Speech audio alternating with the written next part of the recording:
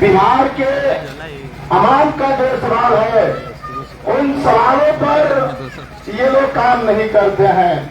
जैसे कि अगर देखा जाए तो बिहार के तमाम जो सवाल हैं, अगर उन सवालों पर अगर पॉइंट वाइज अगर बात किया जाए, उस पॉइंट पर ये सरकार फेल है। अगर हम लोग बात करें खेती पर, तो आप बता दीजिए कि 20 साल के अंदर में भाजपा और जदयू के लोग खेती के लिए ये लोग क्या किए हुए हैं। खेती जो होता है, अभी धान का खेती करना है, इनके सरकार में बीज और खाद कीटनाशक बिजली पटाने के लिए फ्री में नहीं मिलता है, नहर में पानी ये फ्री में नहीं मिलता है। तो आप बताइए कि 20 साल के अंदर में ये किसानों के बारे में ये लोग आज तक नहीं सोचे। छात्रों की अगर बात किया जाए, छात्रों की तमाम जो सवाल है, उन सवालों पर ये सरकार ये 1 इंच काम नहीं करती है।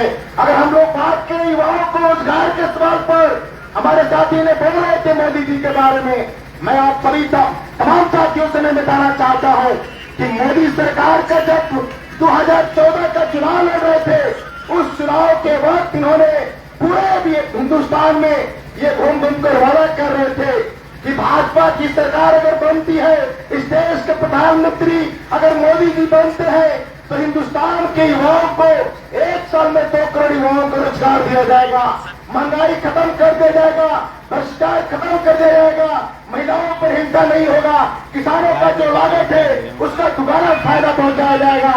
साथियों, आपने इस मोदी सरकार के ये मुंहों से आप बात सुने हुए हैं, उनका चुनावी घोषणा पत्र था, लेकिन आपसे अगर कहा जाए तो ये लोग मोदी जी 12 साल से देश के प्रधानमंत्री बने हुए हैं और भाजपा और ये जदयू 20 साल से बिहार के गद्दी पर ये लोग बैठे हुए हैं। इन सवालों पर ये लोग काम नहीं करते हैं और आज पूरे बिहार में अगर देखा जाए तो अपराध का ग्राफ चरम पर है। कब किसको मार दिया जाएगा इसका कोई गारंटी नहीं है। पूरे बिहार में आपका बक्सर जो जिला है, अहियापुर एक जगह है, वहां नरसंहार किया जाता है, 10 लोगों को गोली मारा जाता है और 5 लोगों का स्टेट डेथ पर मौत हो जाता है। एक जगह रोहतास में थार गाड़ी लेकर एक दबंग जा रहे थे और उन लोगों द्वारा एक जगह शादी समारोह था और सिर्फ रोज शादी समारोह जब होता है तो सड़क पर ऐसे ही भीड़ लगा रहता है और फिर साइड देने के नाम पर वो लोग विवाद किए और गाड़ी से थार से उतरते हैं और धनाधन वो लोग गोली चलाते हैं, जिसमें 3 लोगों की मौत हो जाती है। ऐसे पूरी बिहार का अगर देखा जाए तो ये अपराध की जो ग्राफ है वो चरम पर बढ़ रहा है और आए दिन लगातार महिलाओं के साथ बलात्कार हो रहा है, छात्राओं के साथ बलात्कार हो रहा है। मैं जिस जिला से बिलोंग करता हूँ, गोपालगंज जिला में एक है बैकुंठपुर विधानसभा, वहाँ राजापट्टी है। प्रियंका पांडे को शाम 6:30 बजे चौमी के दुकान से अपहरण करने जाता है और 5 लोग मिलकर अपहरण करते हैं और उनको ले जाकर सुनसान जगह पर उनके उस लड़की के साथ में वो लोग बारी बारी से गैंगरेप करते हैं और फिर उस पीड़ित परिवार को छोड़ दिया जाता है।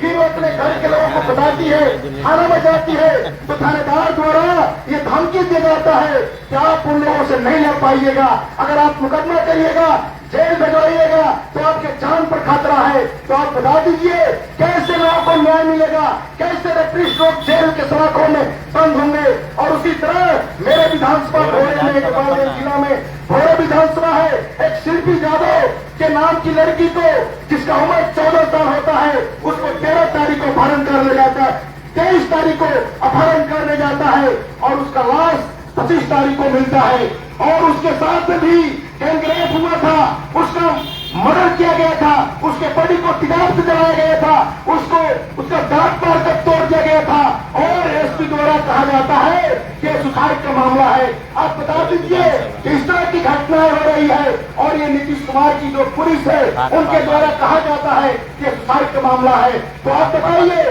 कैसे न्याय मिलेगा। और भाजपा वालों ने हम लोगों ने भोरे के अंदर एसपी के खिलाफ हम लोगों ने प्रोटेस्ट किया और हम लोगों ने कहा कि इस घटना को लीपापोती करने के लिए एसपी इस तरह का बयान दिए हुए हैं। तो मैं तमाम साथियों से मैं कहना चाहता हूं कि अभी पूरे बिहार तरह यूपी के अंदर इनकाउंटर राज चल रहा है, बुलडोजर राज चल रहा है। आपने देखते होंगे कि अभी उत्तर प्रदेश के अंदर सरकार के खिलाफ में कोई लिख नहीं सकता है, बोल नहीं सकता है। मैं पूछना चाहता हूं यूपी सरकार से, मैं पूछना चाहता हूं बिहार में जो भाजपा जदयू की जो सरकार चल रही है, मैं इन लोगों से मैं पूछना चाहता हूं कि ये सासाराम की एक बेटी थी जिसका नाम था सन्या कुशवाहा, और नीट की तैयारी करने के लिए वो काशी गई हुई थी, और काशी नगरी में मोदी साहब का वो उनका संसदीय क्षेत्र है, और उनके संसदीय क्षेत्र में सन्या कुशवाहा के साथ में गैंगरेप होता है। और हम आज तक इंतजार करते हैं कि कब उन गैंगरेप किया हुआ है उन लोगों का कब इनकाउंटर होगा, कब उनके घर पर बुलडोजर चलेगा, और आज तक उन लोगों का गिरफ्तारी नहीं हुआ है। आप बता दीजिए कैसे लोगों को न्याय मिलेगा। और सन्या कुशवाहा अपने जिंदगी का बहुत बड़ा सपना सजाकर काशी में पढ़ने के लिए गई हुई थी, और उस बच्ची के साथ रेप किया गया, हत्या कर दिया गया। और इसी तरह पूरे हिंदुस्तान में ये भाजपा का जो ये सरकार है पूरे मनमाना तरीका से पूरे देश को चला जा रहा है। और इसीलिए भाजपा हमारे बिहार के धरती पर बदलो सरकार, बदलो बिहार यात्रा हम लोग कर रहे हैं। पूरे बिहार में ये भाजपा हमारे का यात्रा चल रहा है, और हम लोग आप लोगों से अपील करने के लिए आए हुए हैं, हम लोग न्योता देने के लिए आए हुए हैं कि इस साल में बिहार में विधानसभा का चुनाव होगा, और भाजपा जदयू का जो ये जोड़ी है, इस जोड़ी को सत्ता से बाहर करना होगा। तब मैं समझ रहा हूं कि आपको न्याय मिलेगा, आपको रोजगार मिलेगा, और इस प्रदेश में इंडिया गठबंधन की सरकार की जरूरत है। आप लोगों ने देखे होंगे कि 17 महीने का जो सरकार चला, उस 17 महीने के सरकार में हम लोगों द्वारा कहा गया था कि 2020 तक गठबंधन की सरकार बनेगी तो 10 लाख युवाओं को रोजगार दिया जाएगा। साथियों, सरकार तो नहीं बना, इसलिए नहीं बना कि भाजपा जदयू का साजिश का हम लोगों ने शिकार हुआ।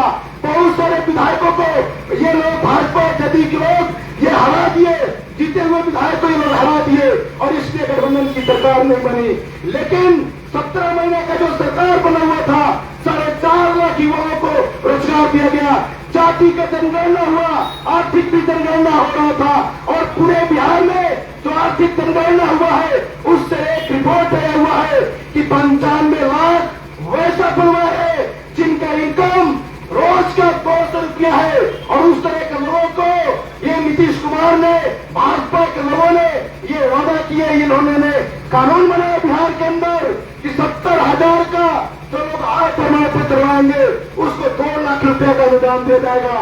मैं पूछना चाहता हूं कि भाजपा माले के नेतृत्व में पूरे बिहार में हाथ तो वादा निभाव के तहत हम लोगों ने ब्लॉक पर प्रदर्शन किया, हम लोगों ने पैदल मार्च किया, और हम लोगों ने सरकार को झुकाने के काम किया।